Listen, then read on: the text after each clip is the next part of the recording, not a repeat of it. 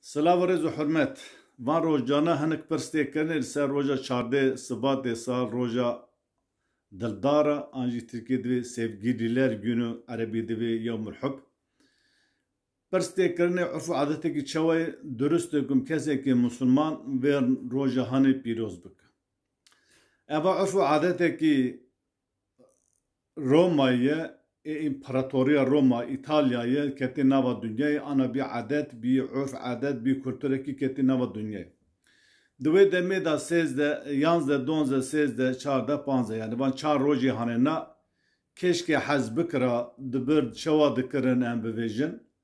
Ji xwe re dibir digeran hemû karê xwe yê nemeşrû em bê zinakarî ji xwe re bi hev re dikirin û dîsa herkes çû malê xwe. Jin ba, çi mêr ba, çi keş ba, piranî keş çû xorta werdikirin.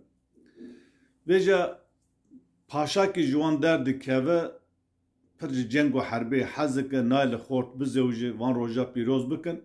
Divê tere herb û cengê. Papazekî bi navê Valentin ew vî edetê hanê bi dizî em bivêjin bi veşartê viya dide dewam kirin hem xel dizewjîn hem van roja awa bi rojê em bivê hezkirî û herkes ji xwe re çi bixwaze bi hev dike dide dewam kirinê. Paşê ew padîşayê Romê lê dixe serê Valentîna dibire, dikuje, divê jî ku te şima li dijî qanûna me derketî te ev rojhilan dîsa dayê destpêkirinê. Roja kuştina wî çardê Sibatê di kuştina Papaz Valentîn bîye çi bîye em bivêjin roja pîrozkirina dildara Sevgilîler Günü. Yani esî vaya ye. Destpêka wî destpêka em bi karekî fihûşê, karekî fahîşe ye. Destpêka yani meşrûkirina fahîşebûnê ye. Her wisa ana bî kultur li dünyayê bela bîye.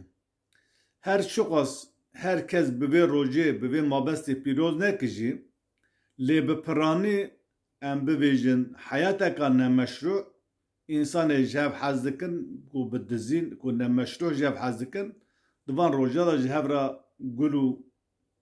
gul distînin, hediye distînin, pîroz dikin. Her wisa hinek însanê normal ji rêzê jî ne bi vê mabestê ji xwe re tere jina xwe re em bivêjin gulekî distînin. Mayekî bê di vê roja de mirov jina xwe re gulekî bistînin ma çi zerrawî ye gunî wî çi ye? Belê gunî wî tune ye mirov gulekî jina xwe re bistînin. Lê ma rojê dirêna qeliyayê ku tu tenê roja çardê Sibatê têne tê ji jina xwe re gul distînin. Yek êdû da jî em bi rojekî tenê ji hezkirî xwe hez nakin. Jina me be, zarokê me be, diya me be, eqrebayê me be. Silayê rehmê heye em her rojê jê hez dikin. Sal 12 meyê xwedê me roja dildarê, roja hezkirî lewra silayê rehmê ferz e. Ji ber wê roja dayika, roja bava û roja jina, roja dildara viran ne tiştê rast in.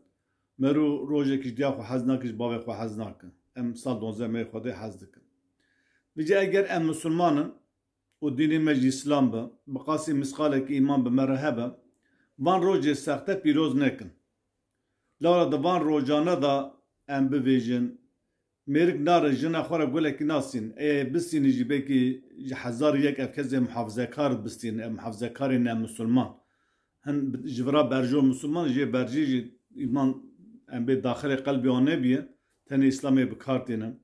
Ji ber wê eva roja ne rojeka pîroz û ne rojeka baş e ne rojeka qen jî mirov pîroz bike. İslamê em Musulmanin İslamê roja pîrozkirina rojê ku em pîroz dikin pêşê me kiriye kevşe. Em li gora İslamê bijîn em rojê xwe pîroz bikin têra me dike.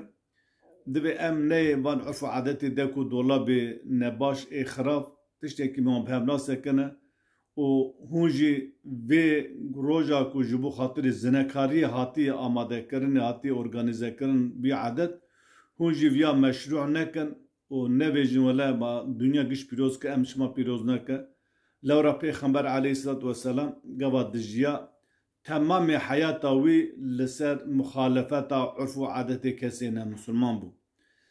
Ema di bu urfê û adetê dunyayê jî ev roja dildara roja çardê Sibatê bu kulturekî bu adetekî jî divê em ji vê adetên nebaş evê meşrûkirina zinakarî em dûr bisekin. Silav rêz û hurmet ji we re.